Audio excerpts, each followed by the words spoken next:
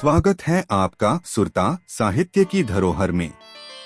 यहाँ हम लाते हैं हिंदी और छत्तीसगढ़ी भाषा की कविताएं, कहानियां और साहित्य की अमूल्य रचनाएं।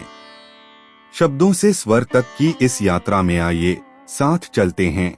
आज की इस यात्रा में पड़ाव है डॉक्टर विनोद कुमार वर्मा की कहानी मछुआरे की लड़की। यह कहानी 4 भागों में पूर्ण होगी, तो आइए सुने इस कहानी का पहला भाग।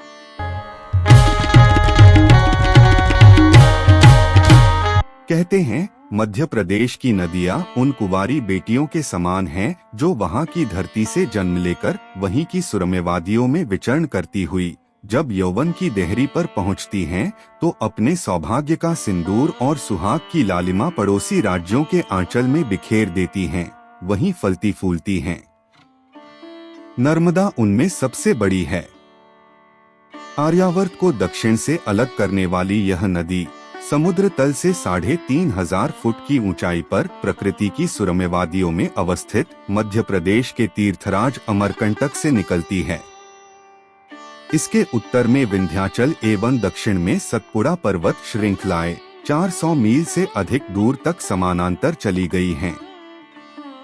पहले 200 मीलों तक मंडला की पहाड़ियों में विचरण करती हुई यह जबलपुर की ओर मुड़ जाती है।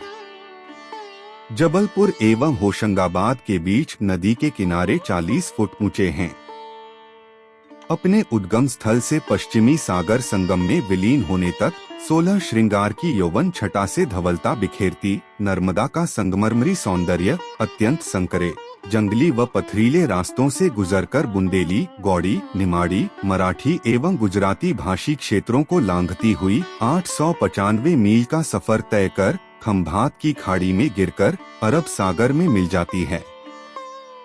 दक्षिण गंगा, शिवतनिया, शांकरी, विपाशा, रेवा, मैकलसुता आदि अनेक नामों को धारण करने वाली पुण्य सलिला नर्मदा को गंगा और यमुना से भी अधिक पुण्यदायिनी मानने वाले नर्मदा तट के किनारे बसे मंडला, जबलपुर, भेड़ाघाट, नरसिंहपुर, होशंगाबाद, मालसर, बड़वानी, राजपिपला, ओंकारेश्वर, महेश्वर, अंकलेश्वर, भड़ोच व सैकड़ों नगरों गांवों में रहने वाले लाखों लोगों के बीच यह किंवदंती सदियों से प्रचलित है कि नर्मदा को सदा सदा कुमारी रहने का अभिशाप मिला है।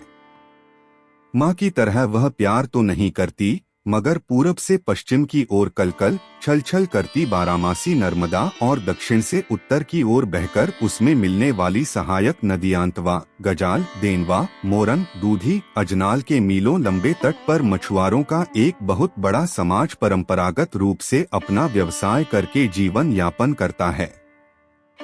उसी नर्मदा की गोद में खेलती कूदती बड़ी हुई है सरस्वती, एक धीवर लड़की, निपट गंवार, जिद्दी और अनपढ़ 16 बरस की। भादों के महीने में सूरज का कोई भरोसा नहीं। शाम का समय था। हल्की हल्की हवा बहने लगी थी, चारों ओर बदली छाई हुई थी। इन दिनों नर्मदा का पानी बराबर चढ़ रहा था। पिछले कुछ दिनों से अच्छी बारिश हो रही थी, इसलिए पक्षियों की चहचहाहट और बहती नदी के शोर से बेखबर नर्मदा के किनारे एक पत्थर पर कुछ परेशान सी, कुछ उदास सी बैठी सरस्वती अपने आप में डूबी थी। लाल छींटों वाली साड़ी घुटनों तक चढ़ी होने के बावजूद पानी में भीग रही थी। नदिया का हरहराता उफान इस समय जैसे उसकी आंखों में भी समा गया था। बात वही पुरानी शादी की। रिश्ता आया था कहीं से। सवेरे माँ और बाबूजी की खुसुर पुसुर की आवाज सुनकर उसे सब मालूम हो गया था। ही मुझे शादी वादी न करना। इतने भाई बहन को कौन संभालेगा? अभी 4-5 रुपया मछली पकड़कर कमा लेती हूँ तो घर का खर्चा चल जाता है। चली जाऊंगी तो भूखे मर जाएंगे सब के सब, बेचारी करे भी क्या। हर समय घर वालों की ही फिक्र करनी पड़ती है। उसके पिता काशीराम क्षय रोग से ग्रस्त होने के कारण अधेड़ उम्र में ही बूढ़े हो चले हैं। माँ भी पति की चिंता में कमजोर हो गई है। उसके छोटे 4 भाई और 2 बहनें हैं। वह सबसे बड़ी है। परिवार का सारा बोझ एक तरह से उसी पर है। सरसराहट की आवाज से वह चौकन्नी हो गई। छोटा भाई एक थैला लिए उससे थोड़ी दूरी पर खड़ा था। थैले में कुछ मछलियां थीं। क्या है? उसने छोटे भाई से प्रश्न किया। जिजी वो देख, हाथी। कुछ दूरी पर हाथियों को देख वह एकाएक चिल्लाया। सरस्वती ने पीछे पलटकर देखा। कुछ फकीरनुमा लोग 8-10 हाथियों के झुंड को पानी पिलाने व नहलाने के लिए नदी के घाट की तरफ ला रहे थे। ये लोग गणेशोत्सव के समय यदाकदा 2-4 हाथियों को नगर घुमाने ले आते हैं व लोगों से दान में गेहूं, दाल, गुड़, पैसा आदि वसूलते हैं। वह सब माजरा समझ गई। तभी बचपन की एक घटना याद आते ही उसका दिल धक धक करने लगा। बात लगभग 7-8 बरस पहले की है। तब वह केवल 8 की रही होगी।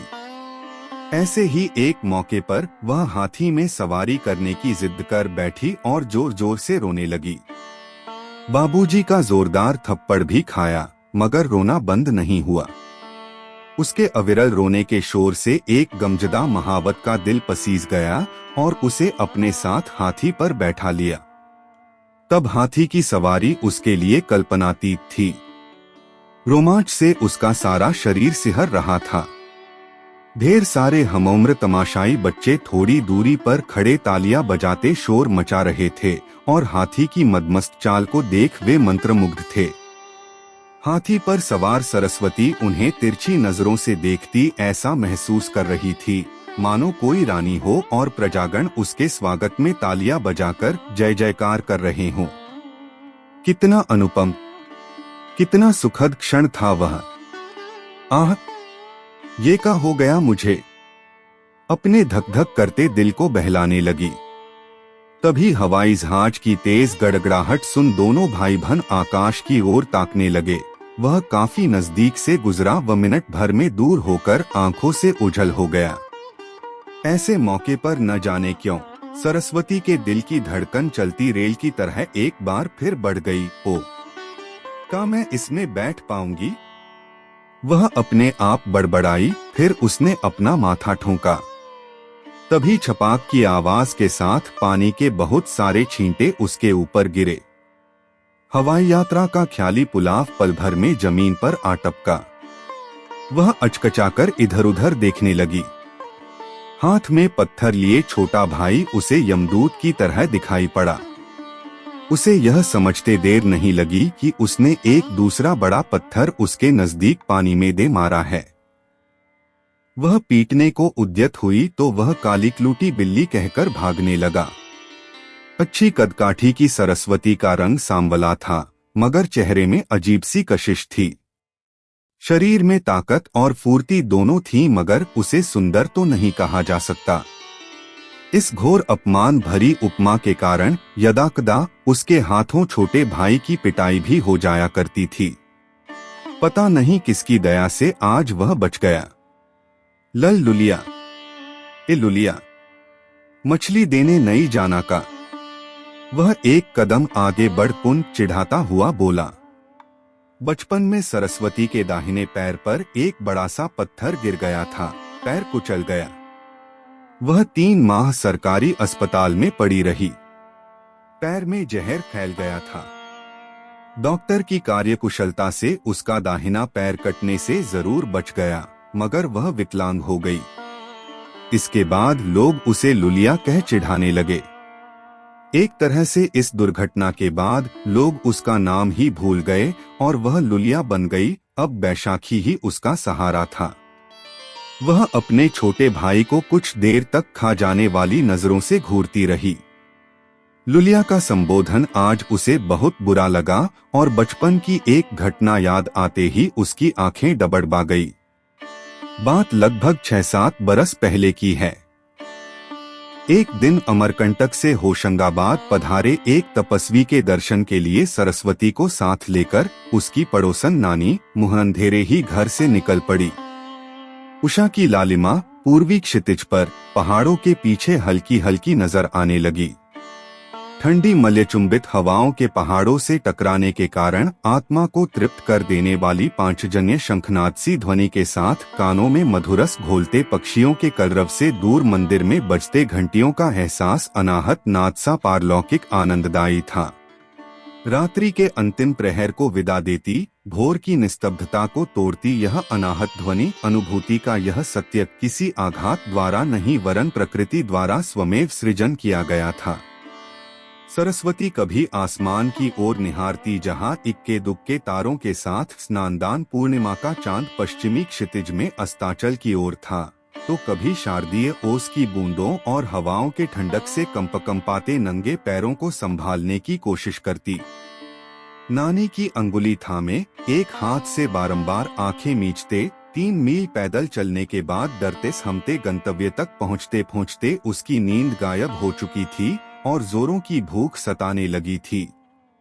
उसने क्षुधा शांत करने के इरादे से फ्रॉक की जेब में हाथ डाला तो दिल धक से रह गया। मक्के की लाई का एक दाना भी वहां नहीं था। वह किंकर्तव्य विमूढ़ सी व्याकुल हो इधर उधर ताकने लगी। दरअसल उसने पूर्व रात्रि भोजन में गेहूं की घुंघरी खाई थी, वह भी आधा पेट ही नसीब हुआ था। इन दिनों निमोनिया पीड़ित बाबूजी बिस्तर में हैं, व माँ को कुछ दिन पूर्व ही बच्चा हुआ है, इसलिए वह भी बाहर से कुछ कमाकर लाने में असमर्थ हैं। एक तरह से उन्हें फाके में ही दिन गुजारना पड़ रहा है। इस समय चना फुटाना, गेहूं की घुंघरी व मक्के की लाई ही उनका सहारा है। आज घर से निकलते समय माँ द्वारा कपड़ों के बीच छिपाए मक्के की लाई में से अपने हिस्से का उसने अपने फ्रॉक की जेब में चुपचाप भर लिया था, मगर माँ से छिपाए मक्के की लाई भी कमबख्त फटी जेब से एक एक कर रास्ते में कब गिरे, इसका उसे जरा भी भान नहीं हुआ। उधर पूजा आरती के बाद स्वामी जी का व्याख्यान रामायण, महाभारत, मत्स्य पुराण, स्कंध पुराण, कूर्म तथा वायु पुराण से लेकर पद्म पुराण तक के प्रसंगों से भरा पड़ा था।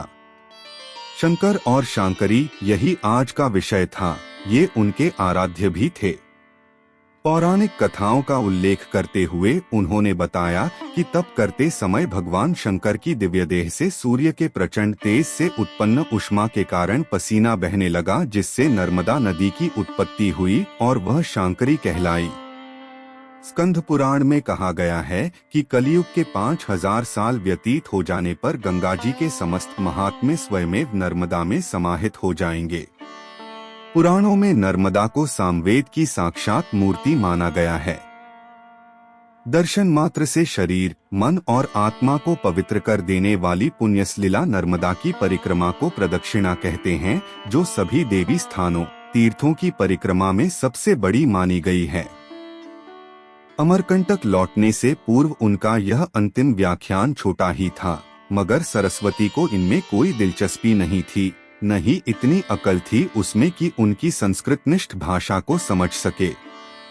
पड़ोसन नानी के साथ सबसे आगे बैठी भूख से व्याकुल नन्ही जान अपने सूखे होठों पर बारंबार जीभ फेरते हुए स्वामी जी के चेहरे को टुकुर टुकुर ताक रही थी, मानो वह महाकवि बाणभट्ट की कादम्बरी का आम्रकुट हो, जिसके सघन वन कानन में वृक्षों की डालियां खट्टे मीठे फलों से लदी हों। या शायद वह प्रतीक्षा कर रही थी कि उनका व्याख्यान कब खत्म हो तो अपने हिस्से का खीरपूरी प्रसाद उसे भी मिले और उसे खाने के बाद पानी पीकर पेट भर लिया जाए। शायद शारदीय पर्व के अंतिम दिवस की खीरपूरी प्रसाद का आकर्षण नानी के साथ उसे भी यहाँ तक खींच लाया था। बहरहाल फटेहाल नानी आज चना फुटाना खरीदकर उसे उपकृत कर पाएगी, इसकी कोई संभावना उसे नजर नहीं आ रही थी। अंत में लोग कतारबद्ध होकर एक एक कर उनका आशीर्वाद व प्रसाद लेने लगे। सरस्वती की बारी आई तो उन्होंने उसके सिर में हाथ फेरा, शांकरी सुता कह आशीर्वाद दिया व दोने में प्रसाद भी। यह आशीर्वाद उन्होंने सरस्वती को ही दिया हो ऐसी कोई बात न थी, मगर वापसी में अपनी मुंहबोली नानी के हिस्से का प्रसाद खाते खाते उन्हें बस इसी बात पर वह बार बार परेशान करने लगी कि स्वामी जी ने उसे शांकरी सुता क्यों कहा और उसका मतलब क्या है। पड़ोसन नानी ने झल्ला कर कहा, निगोड़ी मोरे बाटे का भी खीर पूरी खा गई और मुंह अभी चल ही रहा है। कलमुही उसका मतलब का है, मैं का जानू। उनने तेरा नया नाम रख छोड़ा होगा, समझी कि नहीं? सरस्वती ने प्रसन्न होकर कहा, समझ गई। तब से वह अपने आप को शांकरी सुता कहने लगी थी और समझने भी लगी थी। हालांकि उसे अब भी नहीं मालूम कि शांकरी सुता का शाब्दिक अर्थ क्या है। लोग उस पर हंसते व उसे लुलिया कहकर चिढ़ाते तो उसे बहुत गुस्सा आता और वह मुंह फुलाकर सोचती, ये कलमुहे उसे शांकरी सुता भले न कहें, कम से कम सरस्वती ही कह देते। लुलिया कहने वालों का मुंह जले। शांकरी सुता उसके लिए बहुत कठिन शब्द था। वह हिंदी था कि अंग्रेजी, उर्दू, फारसी या संस्कृत वह यह नहीं जानती थी, मगर उससे इतना निष्कपट प्रेम हो गया कि वह इसके लिए सरस्वती को भी छोड़े को तैयार थी। सरस्वती के लिए वह एक अर्थहीन शब्द शांकरी सुता जिसे किसी ने कहा और किसी ने अर्थ समझाया, जिसे वह आज तक न समझ पाई न भूल पाई, उसी शब्द से प्रेम ने आज छोटे भाई को उसके कोपभाजन का शिकार बना दिया। अपने मन की शांकरी सुता आज भाई द्वारा लुलिया के संबोधन को सहन नहीं कर पाई। आंखों में आंसू आ गए, गुस्सा भी आया। उसे एक तमाचा जड़ दिया और चिल्लाकर बोली, चल। बेचारा सिटपटा गया, मन ही मन सोचने लगा, जीजी इतना गुस्सा तो कभी नहीं करती। रास्ते में कुछ स्कूली बच्चे एक जैसे परिधान में घर वापस लौट रहे थे, कुछ पैदल और कुछ साइकिल पर।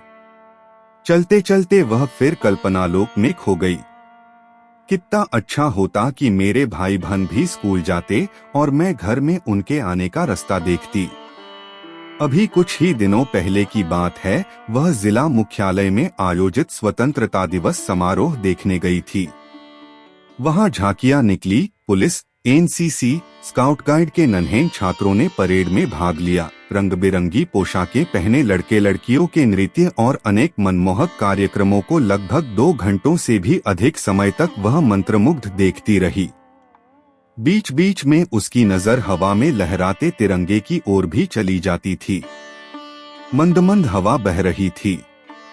मिट्टी की सौंधी महक के साथ फूल और इत्र की खुशबू चारों ओर फैली हुई थी।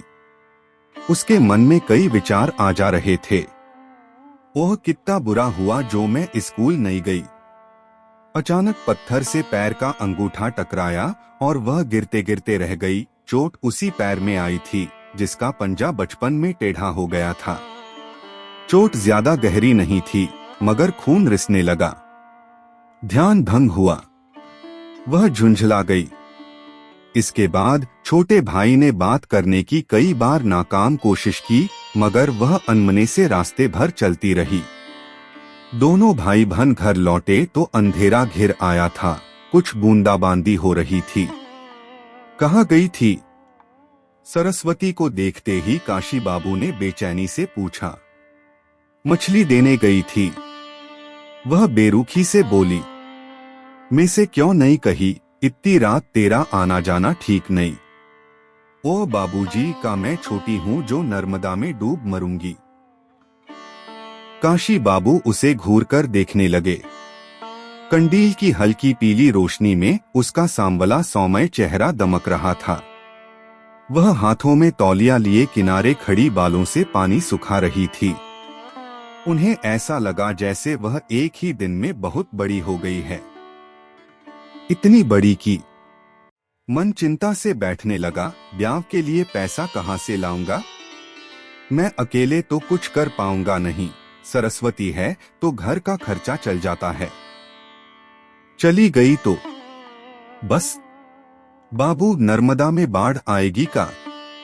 मालाखेड़ी का दीनू कोटवार कहे रहा कि। और उसी समय काशी बाबू की खोखली और रसहीन हंसी सुनकर एक बारगी वह सहमकर चुप हो गई। बीमार काशी बाबू की एक उदास और बैठी हुई यह हंसी, जिसे वह अक्सर सुनती है, कुछ सोचती है फिर भूल जाती है। कैसे कटेगी बारिश, कोई भरोसा नहीं। काशी बाबू दीवारों की मजबूती का अंदाजा लगाते हुए जैसे अपने आप में बोले। कच्ची दीवारें एक ओर झुक रही थीं और उसे गिरने से बचाने के लिए जगह जगह बल्लियों के ठेके लगे थे। फिर भी वे आश्वस्त थे। दूसरे मछुआरों की झोपड़ी से तो उनकी झोपड़ी मजबूत ही थी। सच बाबूजी, सरस्वती अपनी बात को आगे बढ़ाने की गरज से मगर दबी जुबान से बोली। काशी बाबू उसकी बात को फिर भी टाल गए। उन्हें फिक्र थी घर की, सरस्वती के ब्याह की, अपनी बीमारी की और बहुत सारी समस्याएं थी उनके सामने। बाढ़ जो अभी आई ही नहीं थी, उसके बारे में सोचना वे फिजूल समझते थे। कोई है? काशी बाबू एकाएक जोर से चिल्लाए। मगर कोई जवाब न आते देख आदतन गुस्से में बोले, सुअर कहाँ मर गए हैं सबके सब, और फिर एक बल्ली को ठीक करने में मशगूल हो गए। उनकी बात और गाली को सुनने वाला वहाँ सरस्वती के सिवा और कोई नहीं था। उन्हें वह मुंह बिचकाकर बुदबुदाई और अपने आप कहने लगी, बाढ़ से लोग न जाने काहे डरे हैं। नर्मदा मैया चढ़ाव पर होवे तो डोंगा चढ़े में मजा आवे। उसे क्या पता, काशी बाबू जानते हैं कि जब नर्मदा मैया को क्रोध आता है तो हजारों मरते हैं। यही कोई 40-50 साल पहले की बात है, सन 1926 की। बाढ़ क्या आई, तबाही आ गई थी। सैकड़ों हजारों मारे गए। होशंगाबाद नगर का कोई 2/3 भाग जलमग्न हो गया था। बाढ़ का पानी खतरे के निशान से 22 फुट ऊपर तक चढ़ आया था। उस समय काशी बाबू पैदा भी नहीं हुए थे, मगर बड़े बूढ़ों से सुनी सुनाई बातें, ऐसी ऐसी बातें कि उन्हें मानने को जी नहीं चाहता। काशी बाबू को वे सारी बातें ज़बानी याद है। सरस्वती न जाने कितनी बार उनसे यह कहानी सुन चुकी है और हर बार उसे यही लगता है कि बाबूजी बढ़ा चढ़ाकर बता रहे हैं। फिर भी नदियां, नावों और छोटे मोटे तूफानों से खेलती कूदती वह जैसे तैसे बड़ी होती गई। नदियों और उसमें आने वाली बाढ़ के प्रति वैसे वैसे उसका आकर्षण बढ़ता गया। दोस्तों, अभी आपने डॉक्टर विनोद कुमार की कहानी मछुआरे के बेटी का पहला भाग सुनी। अगले एपिसोड में इस कहानी का अगला भाग सुनेंगे। तब तक बने रहिए हमारे सुरता साहित्य की धरोहर। नमस्कार, मिलते हैं अगले एपिसोड में।